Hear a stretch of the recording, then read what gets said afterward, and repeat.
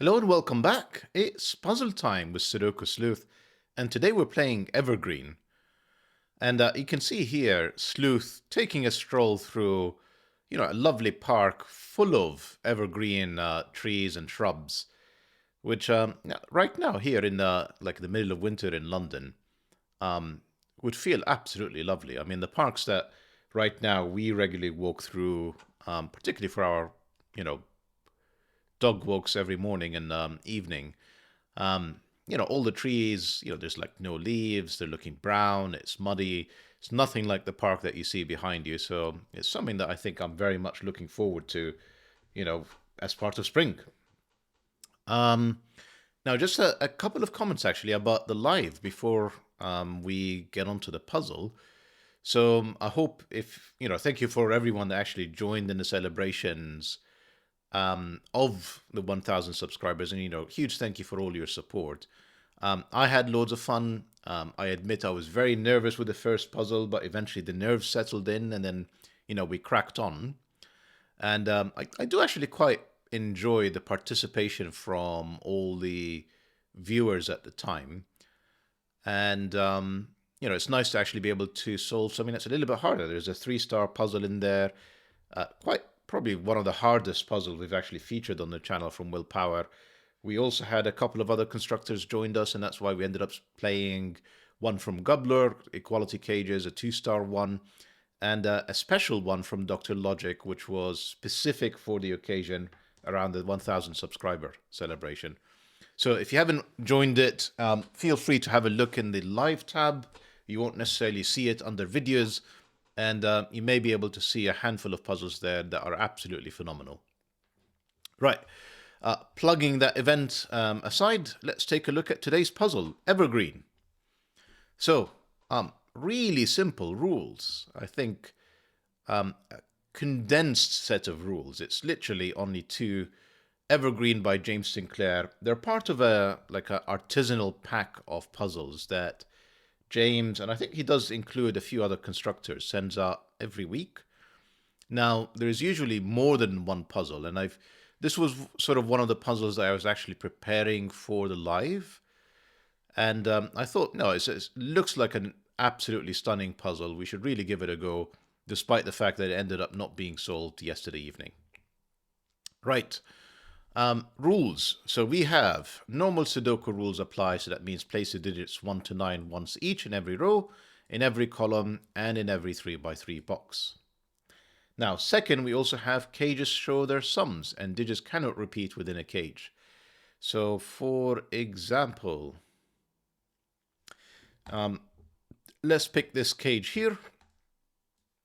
This cage, which is made up of these two cells, aside from the shading, you've got this dashed line around it showing you that these two cells are part of this cage. And the 9 that's in the top left corner is saying essentially that these two cells must sum up to 9. So for example, if this was a 2, this would have to be a 7 to make sure that on aggregate these two cells add up to 9, which is the digit in the top left corner. I say digit, it could be number, obviously. It should be number because it could be two digits like 16, etc. And there's tons of cages around this puzzle. Now, not really a lot more to be said. So you can subscribe to James's mailing list. They're sort of handcrafted puzzles, which I think is meant to imply that some constructors use AI-generated tool sets to sort of help them, but this is very much about using classic Sudoku tricks and obviously killer cage tricks to actually be able to solve.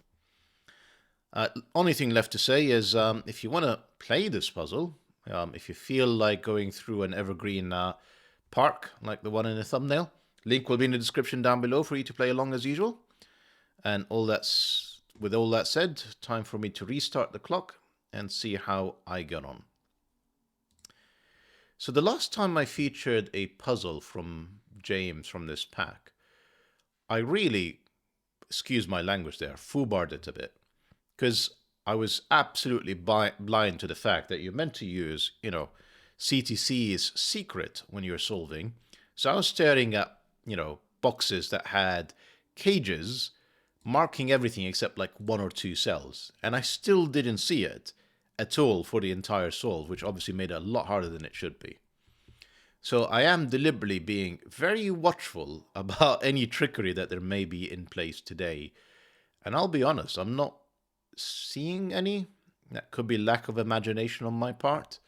But I do see tons and tons of cages that are like basically forced.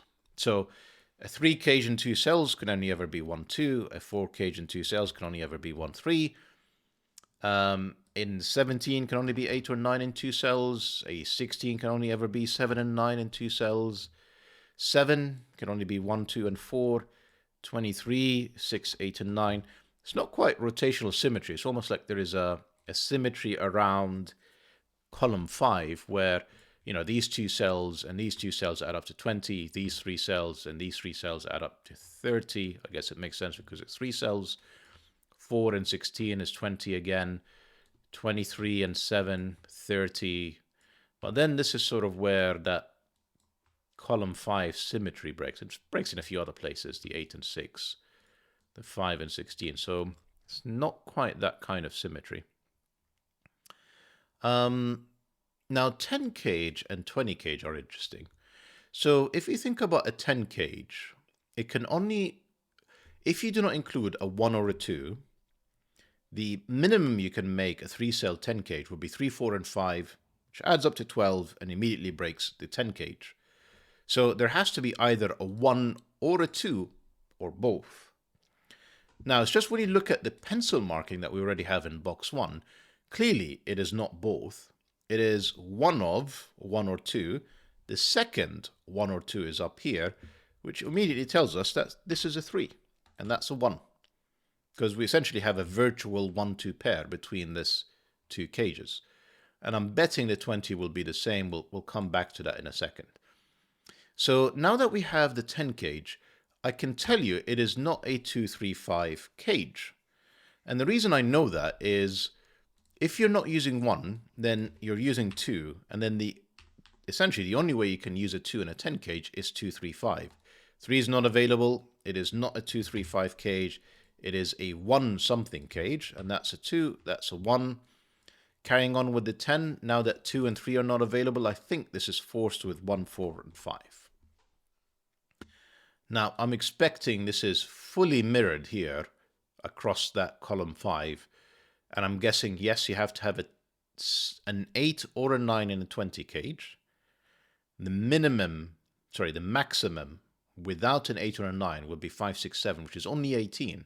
Way too little for a 20 cage. So there is essentially a virtual 8-9 pair between these, which means that cannot be a 9, that's a 7, that's a 9. Now, I'm assuming same thing applies. If you do not use a 9, you have to use 5, 7, and 8. Essentially, with the 8, you're left with a 12 remainder. If we're saying we're not using a 9, 9, 3 is not available. 8, 4 is clearly not available because I've already used the 8. And then the only option remaining would be 5 and 7, which in this box, the 7 is not available. So this has to have a 9. That has to be an 8. That has to be a 9. As such, now that we have a 9 without 8 and 7, 9 and 6 would be 15, so it is forced. It is 5, 6, 9. Essentially, again, like a total mirror image for these cells. What's different, though, is I think this 9 cage has options. You know, without the 1 or 3, there's still the option of 2, 7, and 4, 5. The 12 cage, however, doesn't have as many options as the 9. 9, 3 not available, 5, 7 not available. This is 4, 8, and the 1, 2, 4 in box 9 forces this to be the 4, forces this to be the 8. That's not an 8. What more? Oh, this is 7, 9. That's a 9. That's a 7. Come on, Sleuth. 9, 7. 7 are in none of these cells. This is 7. I know what these are now. This is 5, 6, and 3. 3, 5, 6. I'm not sure they are resolvable just yet. I can't see anything that helps. I just spotted that I haven't actually made some of these easy cages. So that's the 7. That's the 9. Obviously, it needs to be a 9-7 pair. This 7 and this 7 tells us that has to be the 9. That 9 bounces back in here, tells us that's a 6. These are not 6. That's an 8-9 pair. We probably need to think about these 5 cages in a moment. Let me just think, have I done anything with all of this information for the 9? Yes, I have. 2-7 is no longer an option. So 1-8, not available. 2-7, 7 can see both of these cells is not available. 3-6, not available. This is 4-5, and that 4 forces it. That's 4, that's 5, that's not a 4. There's a 4 in here. Sudoku means no 4s. That's a 4. I guess I could do 4 between these two cells. I kind of excluded it for a moment from the 5 cage, and that would be a terrible assumption. Yeah. I still don't know what this is. So options are 4-1, and because of this 2, 2-3. These are my options at the moment for this 5 cage. I have 1 and 3 in here, so my options are somewhat restricted, as in that's 1 and 4 or 3 and 2. So 9 cages done. All of these cages are done, except I haven't pencil marked these, so it's probably worthwhile me doing that now. You can see that 6 cages now forced, because that cell can neither be 1 or 5. 6 in 2 cells can only be 2 or 4, or 1 and 5. No 1-5 in this cell, so it is 2-4, and that 2 forces the order. That's 2, that's 4. Doesn't help. Does help. 2, 4, 1, not 4. Do I know anything else? Not at this point. This 2 doesn't help. This 8. So 1-7, not an option. Neither can be 7 because of these 7s. 2-6 now, no longer an option. This is forced to be 3-5. I don't know if I can disambiguate them just yet. But anyway, Sudoku, because we've kind of pencil marked everything at this point. Although here is a 1, that's a 1, that's not a 1, that's not a 1, that's a 1. I probably should have been doing this way earlier. 7s is what I sort of spotted earlier. You can see 7s are looking into box 2, and that is forced in here. 7s, 7s, that's another 7. Anything else? 7s, yeah, you can see it's sort of forced in box 1. That's a 7. It's limiting, yeah, my options with all of these 7s. That's the only place for a 7 in box 4. Is that nearly all of them? Yeah, last 7, and I think that's 9. That is 9. I imagine because of sort of a lot of the symmetry with this puzzle, we can probably do something very similar with the 3s in a moment. This is not 8 or 9. These are 8 and 9. That means that this is something that I can just write in. It's a 6. It doesn't help in here. Well, it does help with the 6s looking at box 4. None of these are 6s. That's a 6. 3 now, because that's what I've been thinking. 3 has to be in here. Therefore, 3 has to be there in box 7. That 3-5 excludes a 3 in here. Where else can I add 3s? Not obvious. 3s in here. Again, not obvious. So again, not quite that symmetry that allows you to just sort of look in the same places, in the same locations. Although that 3-7 has been consistent, that 3-7 has been consistent, that 7 could still be a 3. So there is still a bit of symmetry going on. It's just not forced necessarily. Do I know anything about these yet? No. All right, let's look for other Sudokus. Let's not lose track of what we should be doing. These are 2 and 5. That 5 tells me the order. That's 5, that's 2. These are not 5s. Well, that symmetry that I was just talking about so much, that's broken. That is a 5. That is an 8. I mean, it shouldn't surprise me because, you know, there are plenty of reasons why this symmetry is broken already. I'm not even sure you can have symmetry kind of mirror as opposed to rotational. It's maybe a question for the constructors out there. So we need a second 1, 2. And, you know, they're actually, no. The 1, 2 are not in this cell. That's the second 1, 2. This digit is now forced, and it's a 5. We have, well, we have a second 1, 2. The 4 is in here. Then we have 6 and 3, I'm going to say. And they don't seem to be resolved. Let's move on. 5s, no, tricky because of this 3-5 pair. So essentially these are sort of tricky digits to go after just yet. Let's see if there's easy ones. I haven't really thought about 8s much. Not really, again. Interesting. 1s, have I thought about them? That's not a 1. There's a 1 in here, kind of eliminating 1s in all of these. This is the only place for a 1. There is now a 1 between these two. That 1 tells me the order. That's a 1, that's a 2, that's a 1. These are not 1s. I need a 1 in here. That can only be in there. That's a 3-6 pair. As we were discussing earlier, I can't write 3 apparently. 4-6 pair. Right, what else can I do? So 1s, is that all of them? Yeah, that's not a 1. That's a 2. That's a 3. That's not a 3. That is a 3. That's not a 3. That's the 3. So yeah, we are nearly there. 3s in box 2 is there, which gives me a 6 and a 3. That is all the 3s, I'm going to say. No. No. Okay. Got an X-wing between those. 6s, now that these are done, not really. Yeah, you can see that there is a 6 in here because of this 6, which eliminates all of these options except this 6. So that's solid. 4 and 5, I'm going to say. Really looks like it. 4-5 pair means no 5s in here, means a 5 in there. 6-9 is looking at this 8. That's a 9. Should be able to write this in. That's a 9 as well.